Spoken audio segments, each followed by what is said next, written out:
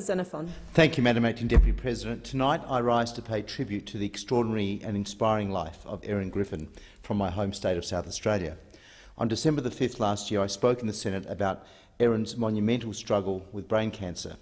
In February 2012, when Erin was just 11 years old, she was diagnosed with a rare form of brain cancer, DIPG, otherwise known as diffuse intrinsic pontine glioma. Less than 10% of DIPG children will live longer than 18 months from diagnosis. Survival is even rarer. Upon diagnosis, Erin was told she only had a few months to live. Not wanting to give up without a fight, Erin, with the overwhelming support and the ferocious love of her mum Amanda, agreed to participate in a Phase 1 clinical trial at the Westmead Children's Hospital in Sydney. This was no easy feat, as it involved Erin and Amanda travelling from Adelaide to Sydney every month to receive therapy. For Erin, this travel was itself gruelling. Due to Erin's inner strength and never-give-up attitude, she was instrumental in creating awareness of paediatric brain cancer in Australia and to a global audience. Erin travelled twice to the United States to give speeches raising awareness of childhood brain cancer, one of which was for CureFest in Washington, D.C. last year, where Erin literally spoke to thousands. It was these achievements that really displayed how passionate and articulate Erin was in her advocacy for a cure and awareness of childhood brain cancer. Erin, who was remarkably a shy child herself, found the courage somewhere deep inside to fight not just for herself, but for those without a voice. When I had the privilege of meeting Erin last year, I was struck by her wisdom and dignity way beyond her years. Put simply by Erin in her own words, "I'm going to carry on raising childhood cancer awareness. I'm going to do this in honour of the kids who lost their lives to cancer." Things were seemingly positive in her fight. However, during a trip to visit family in Scotland in July of this year, Erin took a turn for the worse, suffering from serious brain swelling. On her return from overseas, Erin spiralled further and further away from us. On the 6th of August this year, Erin made the brave decision to appear on the Channel 7 Sunrise program. For any 14-year-old, this would be a nerve-wracking and exciting proposition, and for Erin this was especially the case. Erin was nearing the end of her fight against childhood cancer.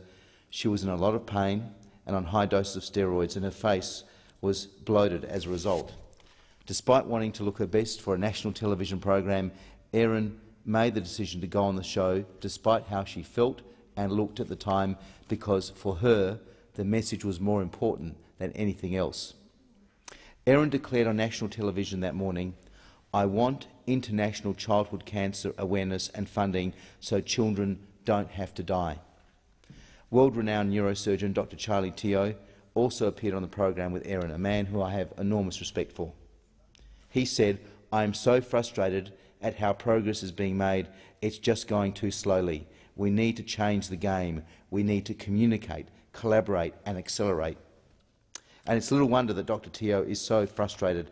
Unlike other forms of cancer that have seen quite dramatic increases in survival rates, the survival rate of brain cancer over the last 30 years has barely seen a 2% increase, now around 20%. In other words, Dr. Teo will only see 2 out of 10 patients survive brain cancer for 5 years. Dr. Teo goes on to make a comparison for those diagnosed with leukemia, having seen a shift from 90% succumbing to the disease when he was in medical school to a 90% 5-year survival rate now. When asked why this is, his response is simple: "It's purely about money and awareness," said Dr. Teo. On the 1st of September of this year, Erin lost her battle with brain cancer, aged 14 years old, and 3.5 years after she first began her incredibly courageous fight against this rare brain tumour. In Erin's own words earlier this year, "It makes me sick that if someone did something about this 10 years ago, that all the kids would be alive today. It isn't fair that children are dying because there is not enough awareness of funding. It's not fair that parents are losing their children. It's not fair that kids are losing their brothers and sisters. I don't understand how childhood cancer research gets so little funding when children are our future."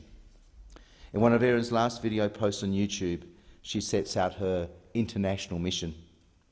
She said, "I want to raise international childhood cancer awareness because children need better treatments or even a cure because they have their whole lives ahead of them and it's not fair. I want to make a difference. Can you help me?" I visited Erin's mother, Amanda, only last week in the family home in the south of Adelaide where Erin lived her final years.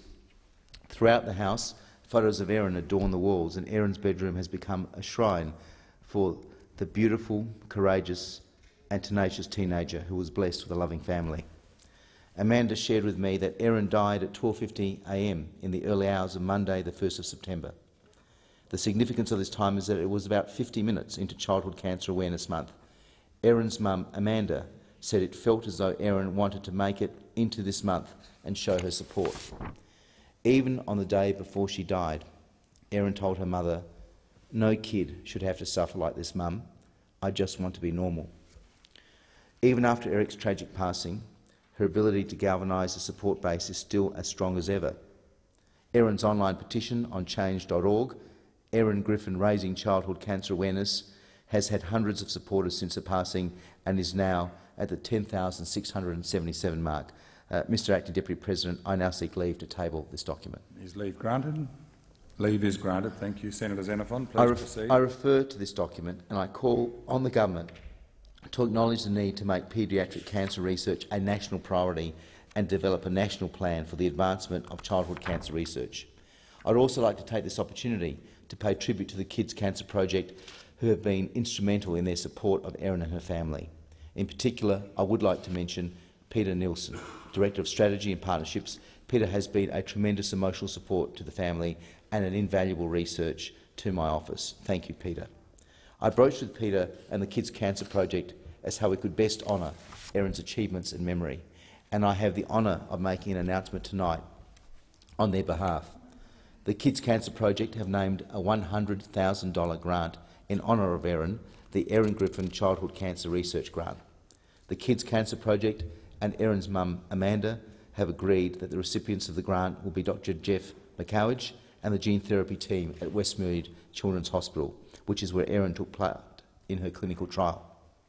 I would like to acknowledge Dr McCowage and his team for their work in extending the life and quality of life of children with terminal brain cancer through the use of new gene therapies.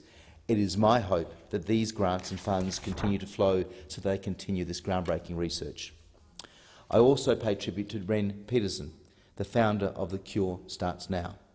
It was his charity that initiated DIPG research in Australia. Ren's promise to his 9-year-old dying daughter was to help find a cure for DIPG. Thank you, Ren, for your work. Erin was one of 30 Australian children aged between 1 and 14 years of age who died from brain cancer this year. This equates to a whole classroom every year. Yet less than 1% of the NH and MRC budget is used for kids' cancer research. Erin said it best herself. It could happen to your daughter, to your son. It could happen to anyone. Our children deserve more. Help make childhood cancer a national priority. Force our government to assume responsibility and appropriately fund childhood cancer. Erin, may you rest in peace.